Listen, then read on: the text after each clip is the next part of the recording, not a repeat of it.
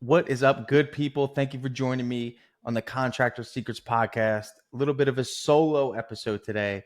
Been going so hard on coaching, and I hope up until this point you listen to this podcast or checking me out on YouTube that it's been valuable for you. So I want to give you a framework that I have been really focusing on lately, and it's something easy for you to use in your business and applicable that's going to help you take your business to the next level. First thing is there's some principles that I want to outline for you that in some of my private coaching I've been doing for some of my clients.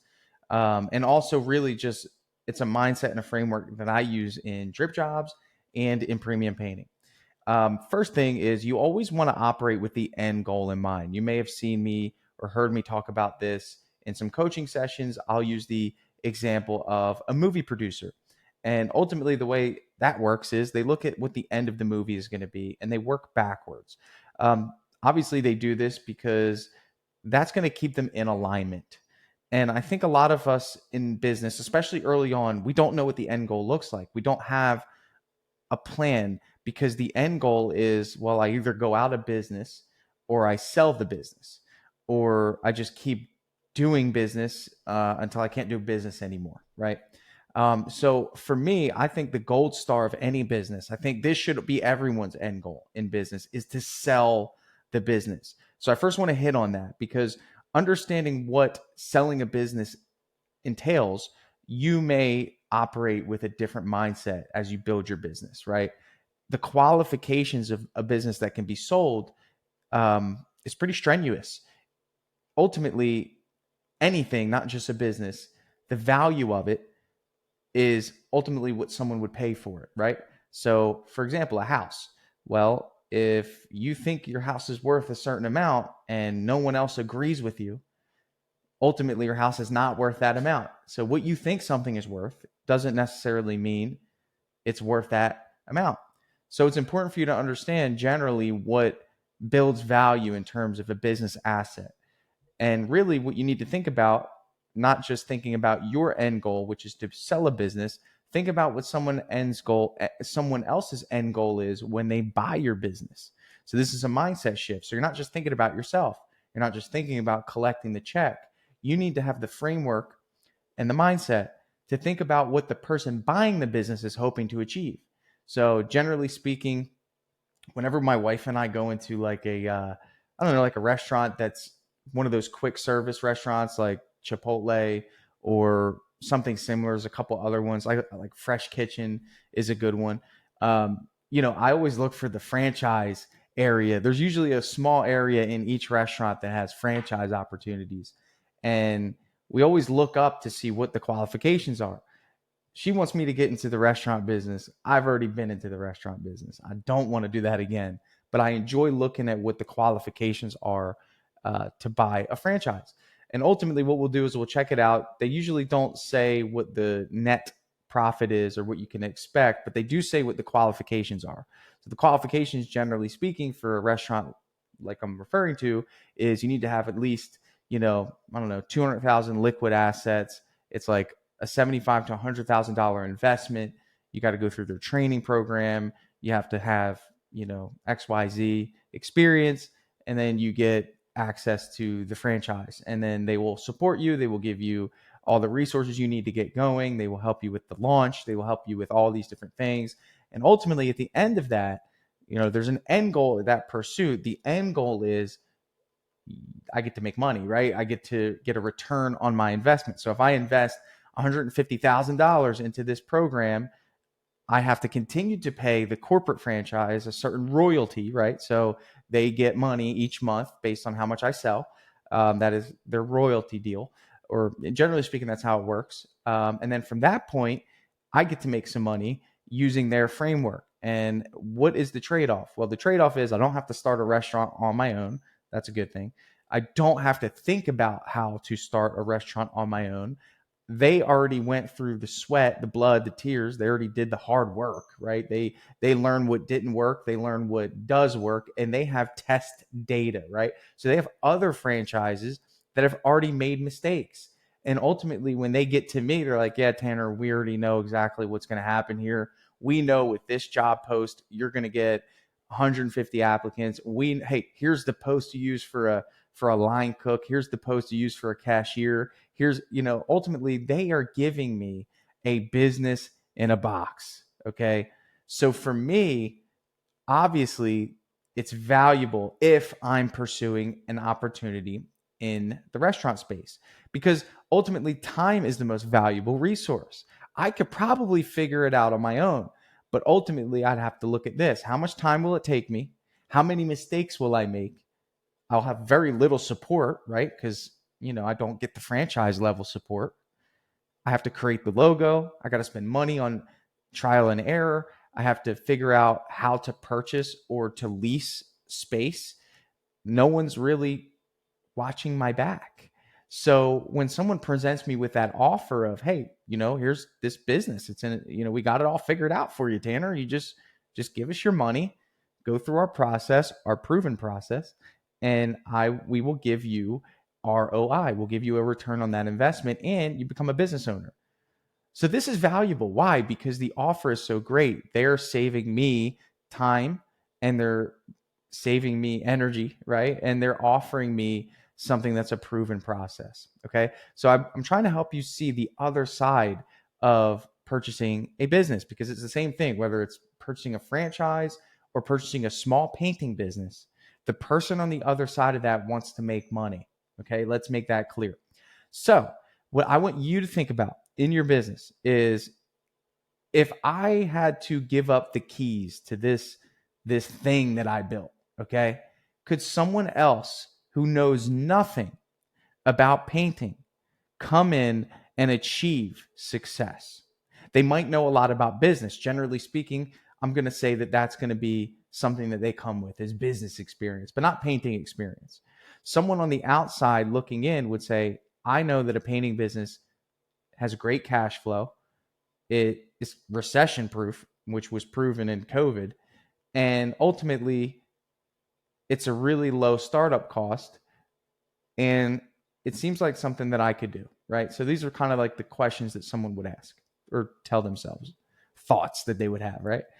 So ultimately, you would have to think, can someone come in and make money without me doing anything up until this point, right? So all they would have to do is get the financing with the bank to buy my business, and ultimately they would buy the business. Well, generally speaking, the answer to that question is no, because you're probably in the field right now. You're probably not just hanging out. You're probably still putting these processes together. You're probably still painting or working on your jobs. If you're not a painting contractor, you might be selling, you might be estimating, right? You might be heavily involved in operations, which isn't a terrible thing. It matters to the degree of which you're involved. Because if I'm an investor, because that's what someone buying your business would be, I'm not buying it to take over your job, right? I'm buying it to make money, right? So when you put your business for sale, the value of the business will be in proportion to how easy it is for someone to make money. Is it a cash flow positive machine, or is it a labor dependent machine? And if it's a labor dependent machine, you need to be operating with urgency as fast as you can to create a cash flow machine. Now, this might seem foreign to you, so I want to break this down, because ultimately, again, remember this principle: the value of something is only worth as much as someone is willing to pay for it. And logically, someone will only invest if they know that they're going to get a return. And if they have to trade their time for that money, it's not worth it, right? So in other words, what you need to be doing is you need to be freeing yourself from the business to the point where you have people in every single position, and the only thing you do each and every day is you oversee the teams and you collect money. This is a valuable business. Now, you might say, well, Tanner, we did $2 million in revenue last year, so our business must be worth $2 million. Well, first of all, you have to understand what a multiplier is and how it's applied to your business. So when you hear that someone has a business worth $1 million, we need to first understand how they arrived at that number. Generally speaking, and I hate to upset you, the painting business and the service-based business is really only valued at whatever the owner makes. So for example, if you're an owner of a painting business and you only make $50,000 a year, then the value of that business might be a 1x multiplier, which means the business is only worth 50K, a 2x multiplier, 100K, or a 3x multiplier, 150K. Now, in some instances, it could be based off of sales, but I highly doubt that to be the case. Generally speaking, when it comes to service-based businesses like painting, you're really not going to get more than 3x whatever the business nets. And when I say you, I meant the business, right? So you should be paying yourself a salary, and then the profit that the business makes in excess of that salary, because you're occupying space in the business that someone's going to have to put in another individual to do, right? So if you are the general manager and you manage everything, the person buying that business is going to have to replace you, right? So there's a salary that he's going to need to pay to replace you. That might be 75, 80K. So whatever's left after that is our net profit. And that is what your business is based off of. I got a question from someone yesterday. He's like, well, what's the benefit of me paying myself? Really, the benefit is to separate the profit from the wages, and if you're occupying a role in that business, you should be paying yourself. That's similar to the painter who is really only used to pricing jobs with himself in mind. Well, if he paid himself an hourly wage and took profit, then it would help him price jobs with the intent that he's going to bring someone else in, because he needs to factor in that person's costs. So that's a little deep, but I just want to kind of emphasize valuation, because valuation in your business is really just dependent on how much someone can make. And that's it. So if you're not net profiting much at the end of the year, then your business isn't worth very much. Okay. That's why you need to scale your business. You need to get that net profit up. You need to create independence, and that creates value in your business. Remember, something is only as value as someone's willing to pay for it. And people aren't dumb. Anyone that has the business acumen to make a business purchase of a business and acquire a business is generally pretty smart. And what they're going to do is they're going to audit your business in a way that makes, that really just says, hey, can I put a GM? So if I were to sell premium painting, someone would be able to put in a GM in my place and ultimately still make the same amount of money that premium painting makes. Why? Because I am not in my business. I don't paint. I don't even have a paintbrush. I think I do have one paintbrush. Okay. And generally speaking, I really don't do any estimating, right? I mean, I have an estimator. I have production rate estimating built into Drip Jobs. So my office admin is doing the quotes. They're handling all client communications. Drip Jobs is handling all automated communication.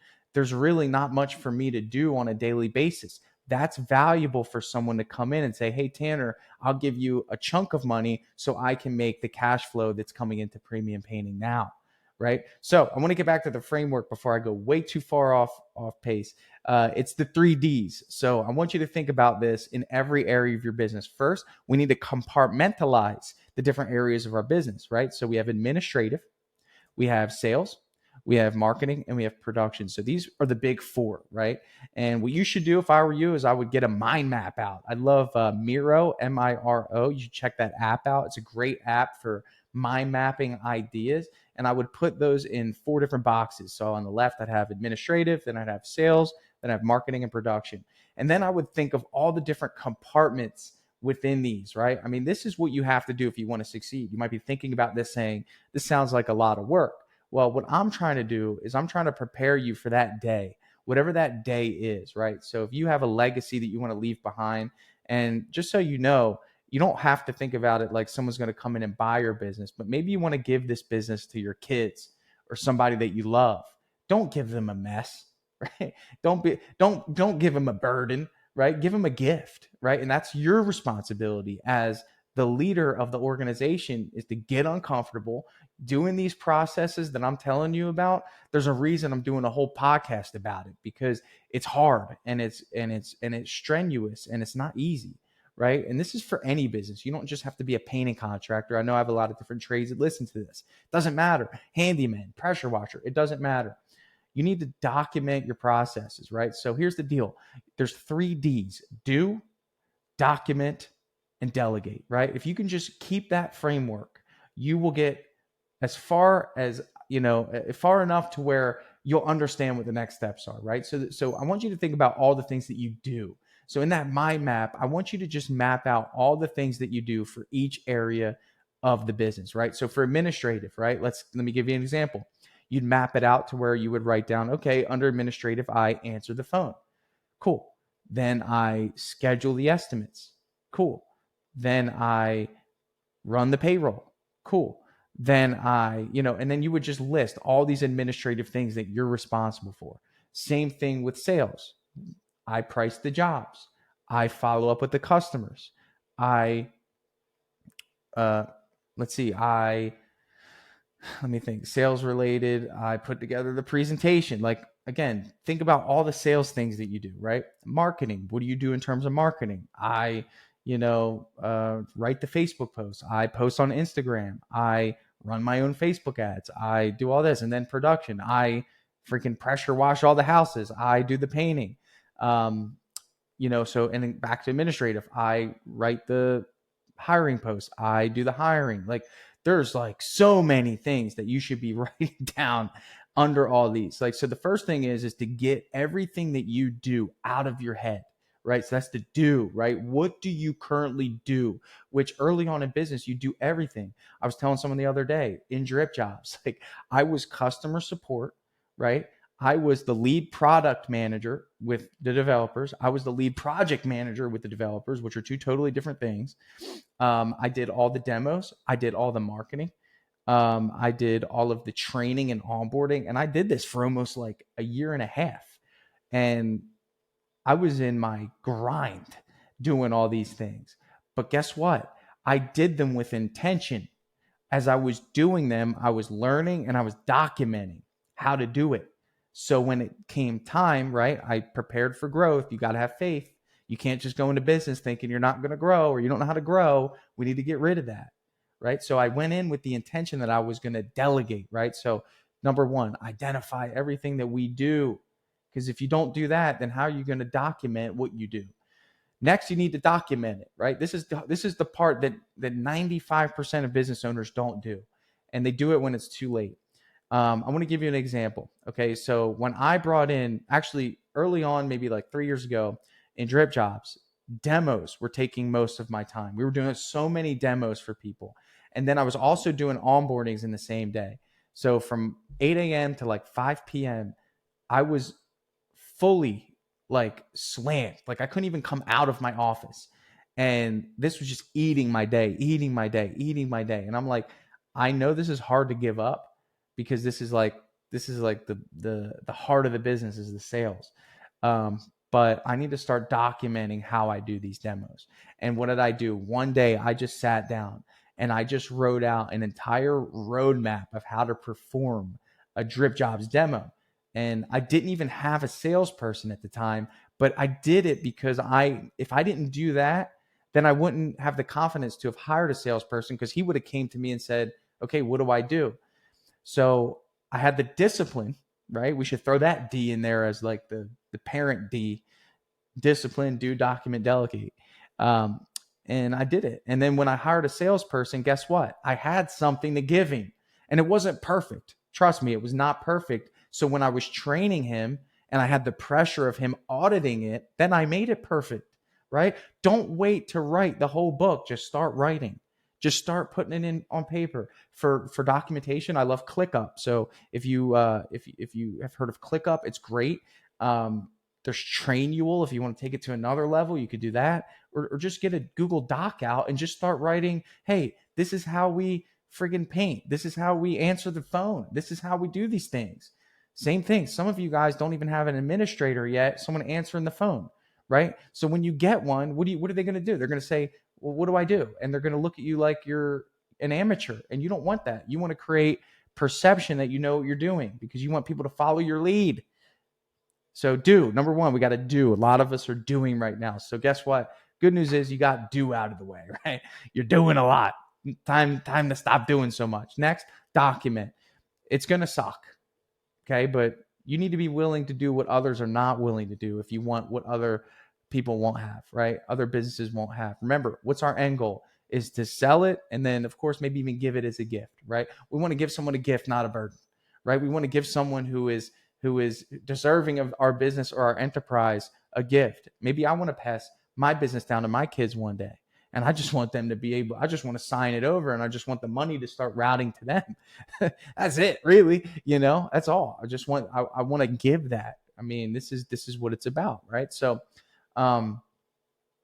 good stuff here. And then last, delegate.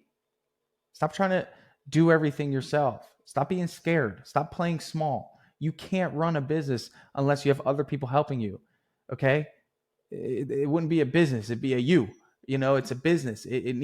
People need to be taken care of, right? You need more production. You need an administrator. You need someone doing sales for you. I get this a lot. Tanner, if I had someone doing production and I had someone doing estimating and I had someone doing administrating, what do I do? What do you think that once you get to that point, you're just gonna be able to take a nap? No, you're going to be able to actually refine. That's the next level, is refine. And you're going to be able to do it with a set of eyes that you currently don't have. So don't worry about what you're going to do. Just trust me. just get people in place and free yourself from the business. So number 1, we got do. Number 2, we got document. Number 3, we got delegate. And these 3 mindsets, okay, of what you need to do need to be reused in every single area of your business. If you get to a point where you're bored, I want you to call me. And I guarantee you I will find an area of your business where you just were completely blind to it and it's going to keep you busy for another month or so, right? As somebody that's a visionary and somebody that's a CEO, that's what you need to be. I guarantee you have plenty to do, right? So do, document, and delegate. Those are the 3 Ds for you. I hope you got value out of this. I hope you enjoy listening to this podcast. I hope that it's helping you pursue your passion. I hope it's helping you hit your mission and your goals in your business and in your life. Because business, I believe, is the greatest spiritual journey you will ever embark on. It's not just about the exchange of resources. It's about the journey of who you become as a leader, being more than just somebody that's told what to do. Is to be in a position of authority for you to be able to tell people what to do and then want to listen to you, right? That is not something that comes easy. Side note here, and if you want to shut this off, you can. I'm going to go on for another minute or so. But homeless people, I drive by a lot of homeless people, and my heart always hurts for them. I look into their eyes. They're usually holding a sign, and I look into their eyes, and there's this hopeless sorrow that they carry. Some of them have beards. Some of them are, maybe 40s, 50s, some younger, but generally speaking, the older ones are the ones that I'm referring to. And I just think about how hard it is for them to go from homeless to the position that we're in as leaders of other humans. Okay. And how hard it would be for them to first develop the self-discipline, to then be in a position where they can function as an adult in society and hold a job and get transportation to that job and have a place to live and be consistent, so much so that they can focus on their job, be good at their job, get recognized for their skills, and get to a point where they're doing so well at their job that they have the confidence to start their own business, and then go from starting their own business to the ability to get strangers to believe in them because they walk with integrity and honor, to the point where they get so many strangers to believe in them that they have to have employees that now rely on them to make money. I'm so incredibly blessed for the journey. And I know you are too. And I know you're listening to this. I know that maybe you're not where you want to be. Maybe you have a story. Maybe you're at the brink of wanting to quit. I don't know. But look how far you've came. Okay. In relativity, take the risks, do the work, surround yourself with people that are doing it. Listen to great podcasts like this one. And just be grateful, because again, just to even be in business is a blessing. So some insight, a little bit off the wall, but thank you for listening to this. This drives me every day, is to be able to serve you in some way. So hope you got something out of this, and we'll catch you on the next one.